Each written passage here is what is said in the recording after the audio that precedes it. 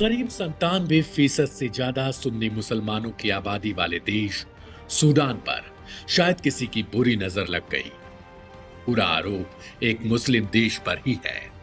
नाम है यूएई। अब जिसकी सत्ता के खिलाफ दुनिया भर के मुसलमान आवाज उठा रहे हैं। सूडान, वो देश जो कभी अफ्रीका की उम्मीद था, आज आग में जलता एक बंजर मैदान बन चुका है। साल 2023 से शुरू हुआ गृह युद्ध अब इंसानियत की सबसे डरावनी कहानी बन गई। राजधानी खार्तूम से लेकर दारफूर तक हर सड़क खून से लाल है, हर घर में मातम है। दो ताकतवर जनरल, सूडान आर्मी की अब्देल फतह अल बुरहान और अर्धसैनिक बल आरएसएफ के कमांडर मोहम्मद हमदान दगालो, जिसे दुनिया हेमदती के नाम से जानती है, सत्ता की भूख में अपने ही देश को चीर चुके हैं। कई हजार लोग मारे जा चुके हैं। 1.2 करोड़ के आसपास लोग विस्थापित हो गए और 2.5 करोड़ लोग भूख से तड़प रहे हैं। ये सिर्फ युद्ध नहीं, एक साइलेंट नरसंहार है जिसे दुनिया देख रही है पर कुछ नहीं कर रही। साल 2019 महीनों चले विरोध के बाद तानाशाह उमर अल बशीर को सत्ता से हटाया गया। जनता ने समझा अब लोकतंत्र आएगा, लेकिन हकीकत में आया नया तानाशाह। वही सेना, वही बंदूकें, बस चेहरे बदल गए। शुरुआत में सेना और आरएसएफ साथ थे, पर धीरे धीरे यह गठजोड़ जहर बन गया। एक ने खुद को राष्ट्र रक्षक कहा, दूसरे ने लोकतंत्र की आवाज। पर दोनों के हाथ एक जैसे लाल हैं। आरएसएफ ने व्यापारियों पर टैक्स लगाए, सोने की खदानों पर कब्जा किया और जो विरोध करे उसे मौत दे दी। सूडान की गलियों में अब कोई उम्मीद नहीं, सिर्फ राख और बारूद की गंध है।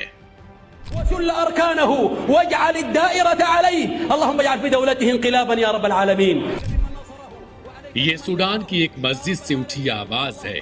शुक्रवार की नमाज के बाद इमाम ने यूएई पर अल्लाह से कहर बरपाने और जैद की सत्ता से बेदखली की दुआ की। सूडान से ये पहली आवाज यूएई के खिलाफ नहीं उठी है। कहानी सूडान की और भी खतरनाक है। 26 अक्टूबर साल 2025 अल फशर, 18 महीनों से घेराबंदी में फंसा सूडान का आखिरी बड़ा शहर, और उसी दिन आरएसएफ ने इस शहर पर कब्जा कर लिया। 3 दिन के अंदर 1500 से ज्यादा लोग मारे गए। घर में घुसकर हत्याएं, महिलाओं के साथ बलात्कार, बच्चों को दीवारों से पटक पटक कर मार दिया गया।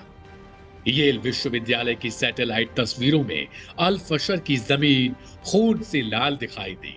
संयुक्त राष्ट्र के अधिकारी टॉम फ्लेचर ने कहा, यह नरसंहार है जो कैमरे के सामने हो रहा है।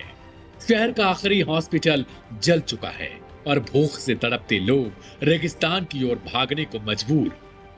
आरएसएफ का दावा है हम लोकतंत्र के लिए लड़ रहे हैं, पर असलियत ये है कि यह लड़ाई अब इंसानियत के खिलाफ बन चुकी है और अब इस जंग की डोरे खींची जा रही हैं बाहर से। सूडान की सेना का आरोप है कि संयुक्त अरब अमीरात पर्दे के पीछे से आरएसएफ को हथियार और पैसे भेज रहा है। अमेरिकी सांसद सारा जैकब्स और ह्यूमन राइट्स वॉच का भी दावा है ब्रिटेन से खरीदे गए हथियार अब सूडान में आरएसएफ के हाथों में हैं। यूएई पर भी यही आरोप है कि उसने भाड़े के सैनिकों की भर्ती में मदद की और दारफूर में हुए नरसंहार में उसकी वित्तीय भूमिका रही।